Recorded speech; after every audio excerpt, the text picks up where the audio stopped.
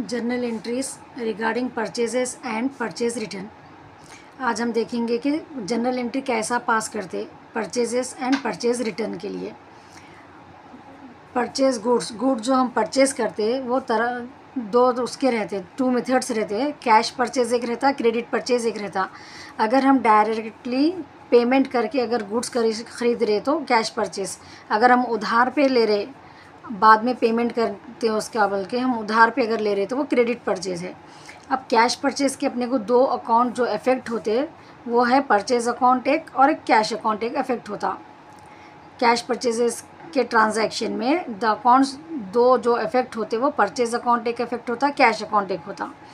तो अब अपने को परचेज़ अकाउंट क्या है? परचेज़ अकाउंट एक एक्सपेंस है। ये एक्सपेंस क्या हो रहा? इंक्रीज़ हो रहा, अपना ख़र्चा जो है बढ़ जा रहा। तो अगर कभी भी एक्सपेंसेस इंक्रीज़ हो गए तो उसको क्या करना रहता, हमारे को डेबिट करना रहता। नॉमिनल अकाउंट का रूल है डेबिट ऑल एक्सपेंसेस बोल के। तो इसलिए परचेजेस क्या है? एक्सपेंस है, इसलिए परचेज़ को हम जब एंट्री पास करते तो उसको डेबिट करना रहता। कैश क्या है? हमारा रियल अकाउंट है, डेबिट व्हाट कम्स इन, और एक कैश एसेट भी होता। अगर एसेट हमारा डिक्रीज़ हो जा रहा, रियल अकाउंट में debit what comes in, credit what goes out रहता। तो यहाँ से अपन जब परचेज़ कर रहे तो हमारे पास से पैसे जा रहे अपन। अगर अपन रियल अकाउंट का रूल भी देखें तो कैश हमारे को क्रेडिट हो रहा। अगर अपन एसेट्स पॉइंट ऑफ व्यू देखें तो एसेट हमारा जो है डिक्रीज़ हो जा रहा, तो इसलिए हम इसको क्रेडिट करने का रहता। एंट्री क्या है उसके लिए?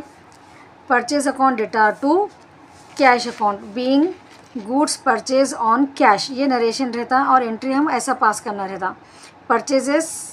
Purchase goods for cash, purchase goods for cash from XYZ। आपको क्वेश्चन में अगर सिर्फ परचेज दिए तो आपको ये एंट्री पास करना रहता। Purchase account data to cash account. Imagine कर लेना कि हम गुड्स परचेज करें और कैश का पेमेंट करें, कैश से हम पेमेंट करें। परचेज गुड्स फॉर कैश बोल के अगर भी मेंशन करें तो यही एंट्री पास करना रहता, purchase account data to cash account. Purchase goods for cash from XYZ, अगर हमारे को कैश भी एक है क्वेश्चन में और कोई पर्सन का नेम भी है जिसे हम परचेज कर रहे, तो जब उस टाइम पे हमारे को नेम जो है ना इग्नोर कर देना रहता। नाम लिखने की ज़रूरत नहीं रहती हमको एंट्री पास करते, जब just purchase account data to cash account. So ये पूरे केसेस में, और ये एंट्री जो है सिर्फ परचेज गुड्स के लिए रहती। परचेज ऑफ एसेट्स में परचेज अकाउंट इफेक्ट नहीं होता, वो हम दूसरी क्लास में देखेंगे। तो परचेज गुड्स बोल के जो रहा तो आप परचेज अकाउंट को डेबिट करो। अगर यहाँ पर फर्नीचर परचेज मशीनरी रहा तो मत करो, वो हम अलग देखेंगे क्लास में, ठीक है। For cash, purchase goods for cash, goods अगर मेंशन है तो ही purchase account data to cash account. अब क्रेडिट परचेज अगर हम करें तो इसमें दो अकाउंट जो इफेक्ट होते वो है एक परचेज अकाउंट और एक क्रेडिटर अकाउंट। क्रेडिटर अकाउंट बोले तो जिससे हम उधार गुड्स ले रहे वो पर्सन को हम अकाउंट्स में क्रेडिटर बोलते हैं। इन फ्यूचर हमारे को पेमेंट करना है क्रेडिटर को, ठीक है। अगर यहाँ पर क्वेश्चन में अगर खाली परचेज गुड्स ऑन क्रेडिट दी है, हमारे को कोई पर्सन का नाम नहीं दिए हम किससे परचेज़ करें, तो जब अपने को क्रेडिटर बोल के वर्ड यूज़ करने का रहता। अगर आपको नेम ऑफ द सेलर है जिससे हम गुड्स खरीद रहे तो नेम मेंशन करने का रहता।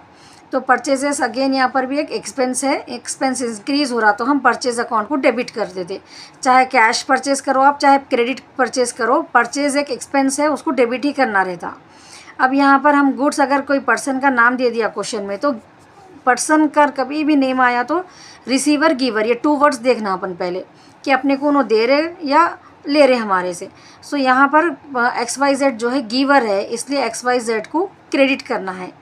सेलर का जो भी नेम देता है वो लेने का रहता। इसकी एंट्री क्या रहेंगी आपको? Purchase account data to XYZ account being goods purchase on credit.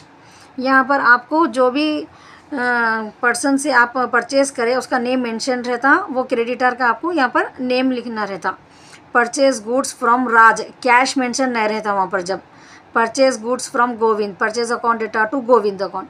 Purchase goods from Godrej and company, purchases account data to Godrej and company. जिसका भी आपको क्वेश्चन में नाम मेंशन करे उसका नेम क्रेडिट में लिख दो, और अगर नाम नहीं मेंशन है तो वो ये वर्ड यूज़ करना है creditor, purchase account data to creditor account. Purchase return, purchases expense है, एक्सपेंस हमारा इंक्रीज़ हो रहा तो हम डेबिट कर रहे। जब गुड्स अपन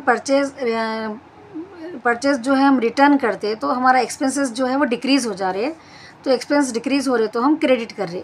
सपोज़ आप पहले 5000 का एक्सपेंसेस करे थे, परचेज़ करे थे कुछ सामान, तो 5000 खर्चे हमारे इंक्रीज़ हो गए थे तो हम 5000 को डेबिट कर दिए। अब ये 5000 में से आप 1000 के गुड्स रिटर्न कर दे रहे, तो आपका एक्सपेंस क्या हो जा रहा है, यहाँ पर डिक्रीज़ हो रहा। Only you are making the payment for 4000, खाली हम 4000 का पेमेंट कर रहे हैं। अब अगर अपने को परचेज़ रिटर्न कर दिए 1000 के गुड्स तो इसलिए 1000 रुपीज़ क्या होती है हमारे को क्रेडिट में लिखना रहता purchase return. Example, goods return to ABC limited. पहले हम ABC लिमिटेड के पास से 5000 के गुड्स परचेज़ करे थे, अब हम जो है ABC लिमिटेड को 1000 के गुड्स रिटर्न कर दे रहे हम। तो यहाँ पर 2 अकाउंट्स कौन से इफेक्ट होते हैं, ABC लिमिटेड एंड एक परचेज़ रिटर्न अकाउंट इफेक्ट होता। अब ABC लिमिटेड आर्टिफिशियल पर्सन रहें तो नेचुरल पर्सन रहें तो आपको देखने का रहता है कि वो रिसीवर है या गिवर है। हम गुड्स रिटर्न कर रहे तो उन्होंने रिसीव कर ले रहे अपने पास से, तो उन्होंने क्या हो गया, रिसीवर हो गए। तो पर्सनल अकाउंट के रूल के हिसाब से डेबिट द रिसीवर, इसलिए ABC लिमिटेड को हम डेबिट कर देने का है। परचेज रिटर्न क्या हो रहा, इन एक्सपेंस को डिक्रीज़ कर रहा है, अपने हमारे जो भी एक्सपेंसेस है वो डिक्रीज़ हो जा रहे, तो नॉमिनल रूल के हिसाब से अपन इसको क्रेडिट करने का है। ठीक है, so the entry will be ABC limited account debtor to purchase return account being goods return to ABC limited. ये एंट्री हमारे को पास करना रहता। आपको एग्ज़ाम ये सब लिखने की ज़रूरत नहीं है, this is only for your understanding purpose. आपको ये एंट्री में हम ABC लिमिटेड को डेबिट क्यों कर रहे, परचेज रिटर्न को हम क्रेडिट क्यों कर रहे, ये why we are always you have to ask to yourself, ABC क्यों डेबिट में आ रहा, परचेज रिटर्न क्यों क्रेडिट में आ रहा, इसका रीज़न मालूम रहा तो आप कभी भी नहीं भूलते।